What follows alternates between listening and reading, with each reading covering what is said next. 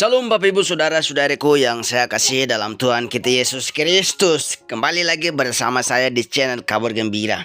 Dan bagaimana kabar Bapak Ibu Saudara-saudariku yang diberkati Tuhan? Saya berdoa agar Bapak Ibu Saudara dalam perlindungan Tuhan dan dalam keadaan sehat selalu. Dan diberkati Tuhan dengan berlimpah-limpah. Dan saya mengucapkan banyak terima kasih kepada Bapak Ibu Saudara yang sudah mendukung perkembangan channel ini sehingga sampai saat ini. Dan saya hanya berterima kasih dan jangan lupa untuk terus mendukung perkembangan channel ini agar melalui dukungan dari Bapak Ibu Saudara channel ini akan terus berkembang demi kemuliaan Tuhan. Dan pada hari ini kita akan menyaksikan bersama tayangan berikut dari seorang bapak murtad menjelang Idul Fitri ini Bapak Ibu Saudara yang diberkati Tuhan. Ada orang baru lagi yang ditarik oleh Bapa untuk datang kepada Yesus Kristus, yaitu mempercayai Yesus sebagai Tuhan dan Juru Selamat. Yaitu bukan orang kaleng-kaleng, dia adalah orang pintar dan dia orang yang sangat taat. Tapi apalah daya kalau Tuhan yang pilih dia, kalau Tuhan sudah waktunya untuk menarik dia sehingga dia jadi Kristen. Dan jangan lama-lama, mari kita menyaksikan bersama tayangan berikut ini proses Bapak ini menjadi Kristen, yaitu dia dari Muslim. Selamat menyaksikan. Shalom. Salam, selamat malam kepada semua pemirsa, Bapak Ibu yang dikasihi Tuhan, Tuhan Yesus Kristus, Isa Al-Masih alaihi salam, pemberi berkat, pemberi syafaat, pemberi selamat. Itu yang ada pada Tuhan Yesus Kristus atau Isa Al-Masih alaihi salam. Bapak Ibu yang dikasihi Tuhan, saya ingin bersaksi bahwa kesaksian saya ini benar. Kesaksian saya tidak berdusta sesuai dengan firman yang kami dapat di dalam kitab suci, baik Al-Quran maupun Alkitab kita. Puji Tuhan. Bapak Ibu dikasih Tuhan, sejak umur sekitar 8-9 tahun, saya di dalam hidup saya ini sudah berpikir tentang Tuhan. Karena saya dilahirkan sebagai orang Muslim yang taat kepada Allah, kepada Nabi saya. Dan saya menggali sedalam-dalamnya dalam proses keimanan saya. Tapi di dalam perjalanan hidup saya mulai dari kecil itu saya sudah seperti tertanam tidak suka kepada kekristenan. Entah kenapa saya tidak tahu, tetapi saya tidak suka terhadap Kristen. Bahkan merasa benci kalau ada orang Kristen, saya sangat-sangat tidak suka. Saya ingin melenyapkan, istilahnya seperti itu. Nah, Bapak Ibu pemirsa yang dikasihi oleh Tuhan, melalui hati, melalui pikiran saya yang tidak suka dengan orang-orang yang beragama lain. Jadi saya akhirnya mempunyai pikiran bagaimana kok saya bisa ada ketidaksukaan, ada kebencian dengan agama lain. Karena apa Bapak Ibu? Saudara-saudara yang pemirsa yang dikasihi Tuhan, karena di dalam setiap kehidupan saya ada ada sesuatu ya, oleh karena mungkin itu ya bawaan atau pengajaran dari orang tua, dari kakek. Ya kebetulan orang tua saya guru ngaji dan kakek saya itu imam masjid atau mudin, seperti itu. Nah itu sebabnya saya dididik oleh keluarga itu tentang agama itu sangat-sangat ya serius. Nah, itu sebabnya yang menyebabkan saya tidak suka mungkin terpengaruh karena ajaran-ajaran yang disampaikan. Sekalipun orang tua saya, bapak saya, kakek saya tidak mengajarkan untuk membenci, tetapi timbul dari hati dan pikiran. Tadi Bapak telah menyampaikan bahwa manusia itu sudah dirasuk roh jahat atau iblis atau setan. Nah, saya percaya bahwa sebelum saya percaya kepada Tuhan Yesus, saya pun adalah salah satunya orang yang sudah dirasuk oleh setan. Karena apa? Karena menurut penyelidikan saya, karena Adam dan Hawa itulah yang awal mula memberi bibit dosa. Dan saya sebut itu dosa bawaan dan dosa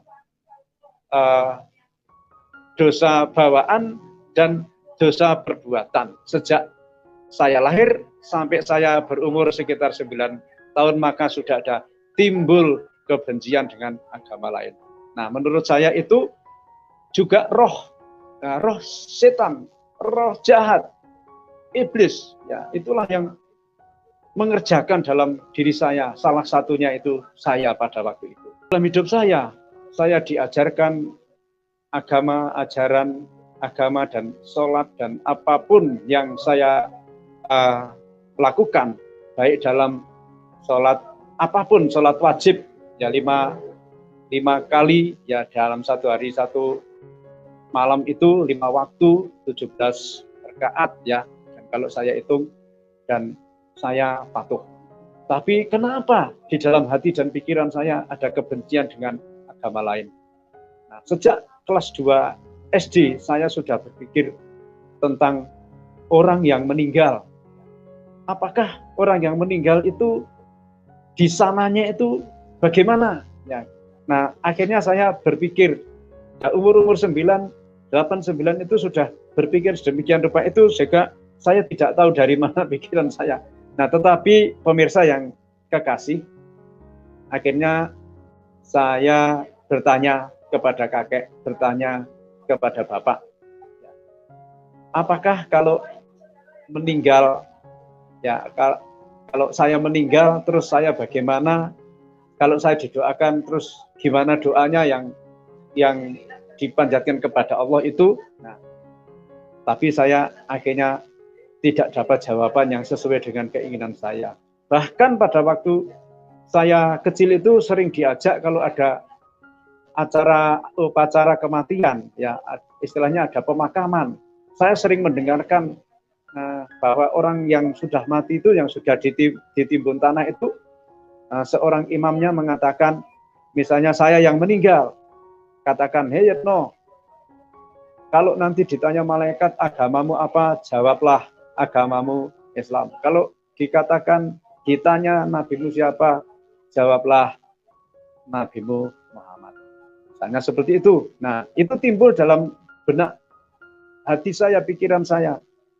Nah, waktu hidup tidak dikasih tahu, tetapi waktu sudah ditimbun tanah baru dikasih tahu.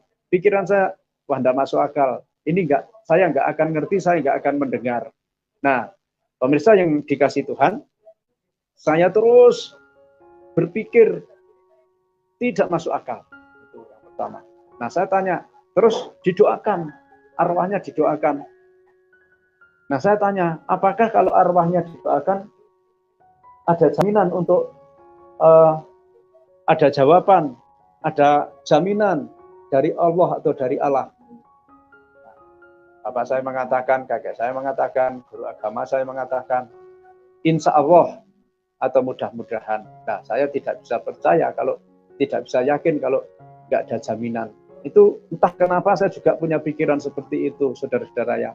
Akhirnya satu saat saya bertanya kepada guru saya, kepada bapak saya juga, kamu ini jangan banyak cerewet, kamu ini jangan banyak aneh-aneh. Apakah kamu mau menyesatkan diri? Gitu. Nah, itulah tentang apa yang saya pikirkan tentang orang yang meninggal pada awal-awalnya itu. Nah, yang berikutnya, yang ketiga, saya berpikir, wah, kalau nggak ada jaminan, kalau nggak ada kepastian, kalau saya mati yang paling terakhir dan nggak ada yang mendoakan, wah, berarti saya ini menjadi orang yang paling malang di dunia. Nah, itu yang saya renungkan. Tetapi, saudara, dalam perenungan itu terus dari umur 8, 9, sampai umur sekitar 19 tahun saya bisa ngaji. Al-Quran pun juz 1 sampai 30 sampai saya ulang 3 kali. Bahasanya itu katam. Sampai kalau pas saya sunat itu saya kataman. Dan doa-doa dalam akhir kataman itu saya doa sendiri. Maksudnya saya yang mendoakan, bukan imam masjidnya. Nah, Bapak Ibu, ini awal dari saya mengapa akhirnya di umur sekitar 19-20 tahun ini menerima Tuhan Yesus atau menerima Isa Al-Masih sebagai juru selamat, sebagai penebus dosa. Nah, prosesnya dari 8 tahun, 9 tahun sampai 19-20 tahun itu saya banyak pertanyaan dalam hati saya, dalam pikiran saya. Mengapa saya bisa ngaji, saya bisa baca Arab, saya bisa baca Al-Quran. Nah, itu yang menyebabkan saya terus menggali, belajar. Dan sampai 19-20 tahun itu, saya pun tidak pernah mengerti artinya ayat-ayat yang ada di dalam Al-Quran. Nah, akhirnya setelah umur itu, saya mulai memberanikan diri, ya, meminjam Al-Quran yang dari Depak, yang milik kakek saya, Saya selidik, kebetulan pada waktu itu kami ada di Semarang, sudah bekerja pada waktu itu di salah satu perusahaan tahun 82, ada salah satu perusahaan yang saya bersama-sama di situ bekerja, dan saya sambil meneliti, mempelajari, oh ternyata ada terjemahan. Jadi ayat-ayat dari Al-Quran itu ada terjemahannya, ada artinya dari ayat-ayat yang saya sering kali baca. Nah, saudara, saya membaca di dalam beberapa ayat di dalam surat, misalnya surat Al-Imran 45, misalnya surat As-Sugruf, misalnya surat An-Nisa, misalnya surat Al-Fatihah, ya seperti itu. Dari seputar itu saja saya mendapatkan jawaban yang membuat saya tidak bisa membantah lagi. Memang saya tidak pernah diberi penglihatan seperti pada umumnya orang-orang lain, ya, katanya melihat Isa Al-Masih, katanya melihat Yesus, katanya Yesus berbicara begini begitu. Tidak. Ya, kalau saya tidak berdasarkan penglihatan, tapi saya berdasarkan membaca, mempelajari. Amin. Puji Tuhan, Bapak Ibu Saudaraku yang diberkati Tuhan. Terima kasih sudah menyaksikan bersama tayangan berikut ini. Dan ya, itulah ajaran Tuhan yang penuh kasih, Bapak Ibu Saudaraku yang diberkati Tuhan. Dan kalau Tuhan yang tarik, Tuhan yang pilih, maka tidak ada orang yang bisa menahannya, atau tidak ada orang yang bisa tidak mau. Tetapi sekalipun orang itu mungkin tidak mau, banyak hal yang dia pertimbangkan, tapi ya ingat bahwa Tuhan tetap setia. Apapun caranya, Tuhan tetap setia. Jadi kalau waktunya Tuhan sudah berkehendak untuk menarik orang itu yang memang haus dan rindu akan kebenaran firman Tuhan, maka suatu saat pasti akan dia mengambil keputusan untuk percaya kalau dia sudah memiliki kepastian dalam Yesus. Dan saya akan bahas sedikit firman Tuhan, Bapak Ibu Saudaraku, tentang hukum yang terutama. Kenapa saya harus baca firman ini? Karena sebab murtad ini, sebelum dia mengenal Sang Juru Selamat, yaitu Yesus Kristus sebagai Tuhan dan Juru Selamat, dia sangat-sangat taat. Dan saking taatnya, dia sangat-sangat tidak suka dengan orang Kristen, sangat-sangat membenci dengan orang Kristen, dan dia tidak mau berteman dengan orang Kristen. Bahkan dia ingin melenyapkan orang Kristen, Bapak Ibu Saudaraku yang diberkati Tuhan.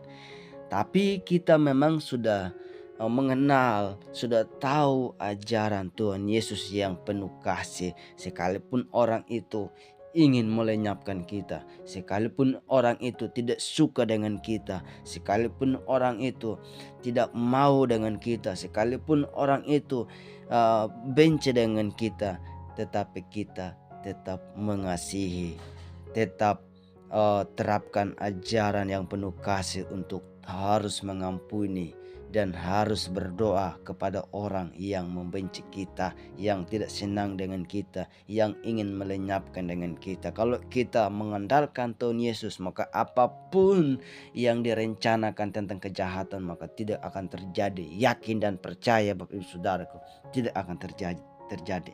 Dan saya akan membaca firman Tuhan dari Matius 22 ayat 3, 4 sampai 40 di sini tentang hukum yang terutama.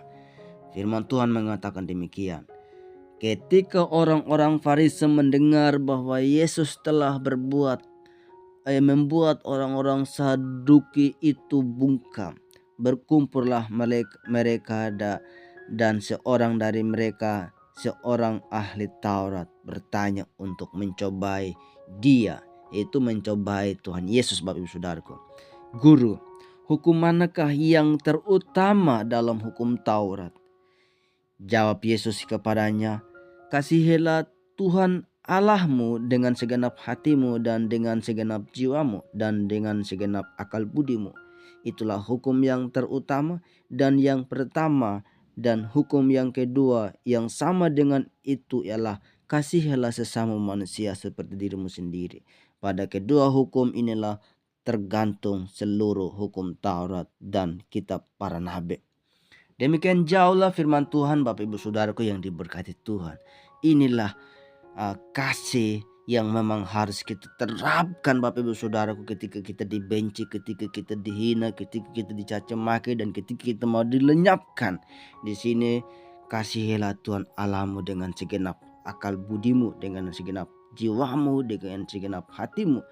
Habis itu baru kasihilah sesamamu manusia seperti dirimu sendiri. Jadi kalau kita tidak mengasihi sesama manusia, maka diri kita tidak mengasihi. Untuk itu Bapak Ibu Saudaraku yang saya kasihi dalam Tuhan kita Yesus Kristus, marilah kita harus terapkan ajaran dari Tuhan kita Yesus Kristus yang penuh dengan kasih, penuh dengan damai sejahtera, Bapak Ibu Saudaraku, supaya orang-orang yang membenci kita, yang menghina kita, yang mencaci maki kita, bahkan dia mau melenyapkan kita, suatu saat nanti dia mengenal kebenaran dan apa yang terjadi, satu orang bertobat, satu surga bersorak-sorai, dan wow, luar biasa Bapak Ibu Saudaraku yang diberkati Tuhan. Dan akhirnya pasti dia juga dipakai Tuhan. Memang kita tahu semua orang di dunia tidak ada yang sempurna, tapi ingat bahwa kalau ketika kita sudah tahu kebenaran, ajaran yang penuh kasih ini, harus terapkan, Bapak Ibu Saudaraku yang diberkati Tuhan.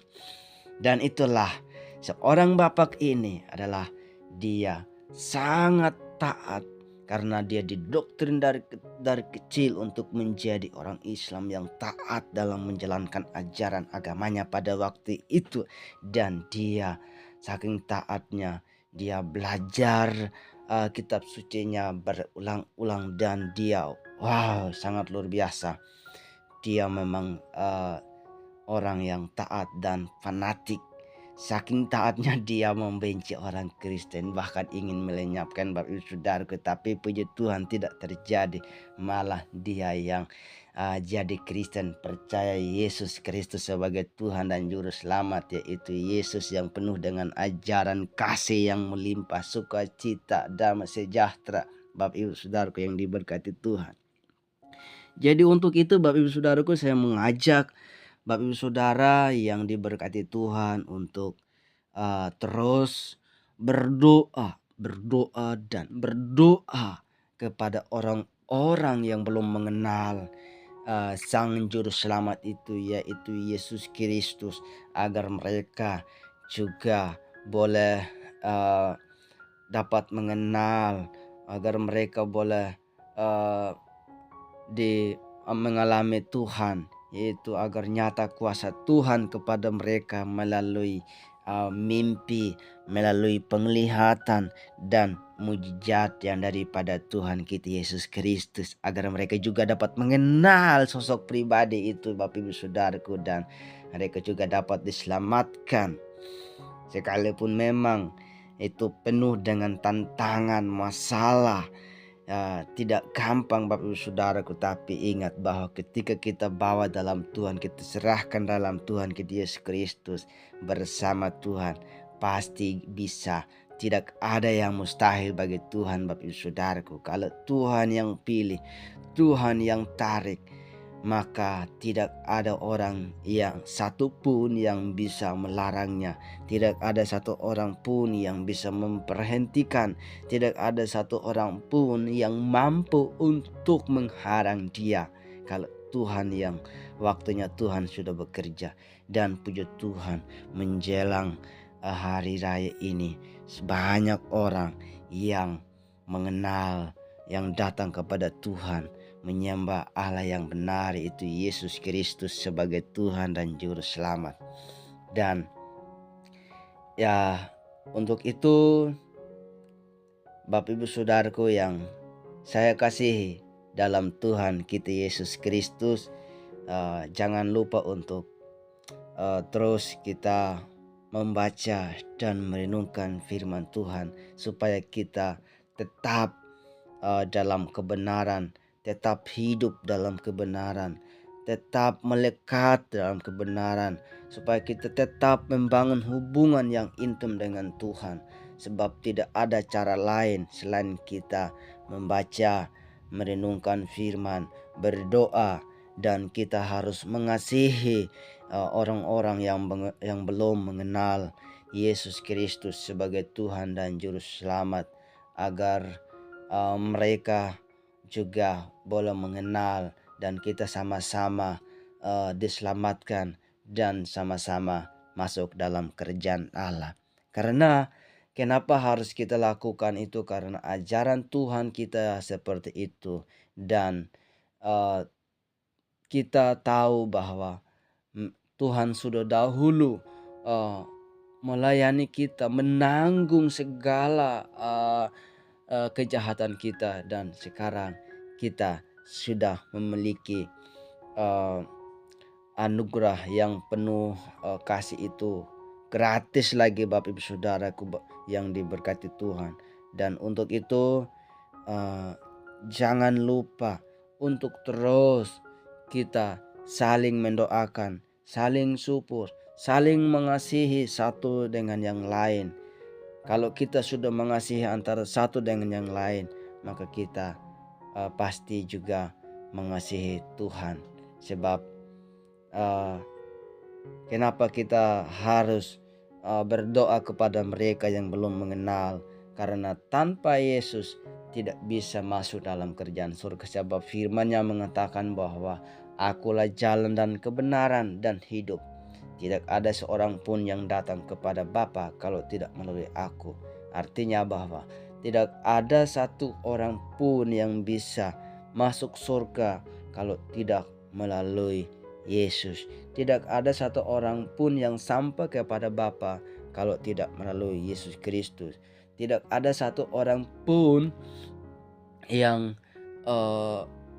bisa mendapatkan kehidupan yang kekal kalau tidak melalui Yesus Kristus.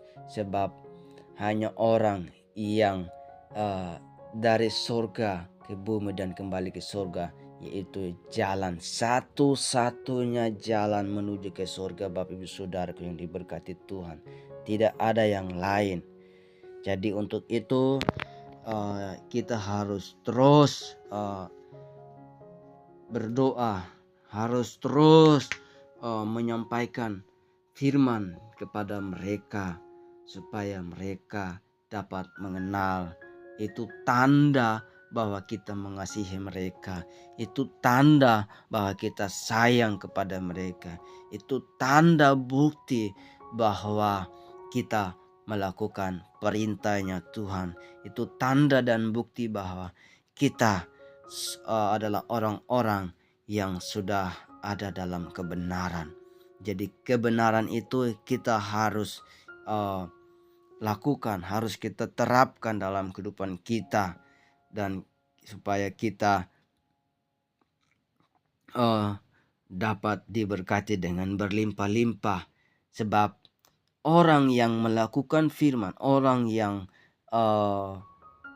hidup dalam kebenaran, pasti akan diperhatikan oleh Tuhan, pasti akan ditolong oleh Tuhan, pasti akan dijaga oleh Tuhan, pasti akan dilindungi, pasti dia dikawal keluar masuknya siang malam dan dimanapun dia berada.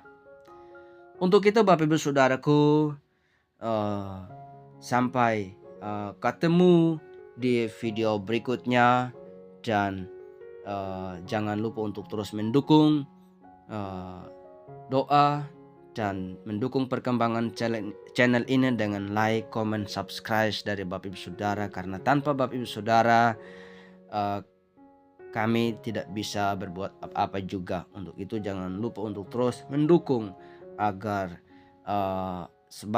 banyak lagi, semakin hari semakin banyak lagi orang yang datang kepada Yesus Kristus sebagai Tuhan dan Juru Selamat. Dan sampai ketemu di video berikutnya. Salam.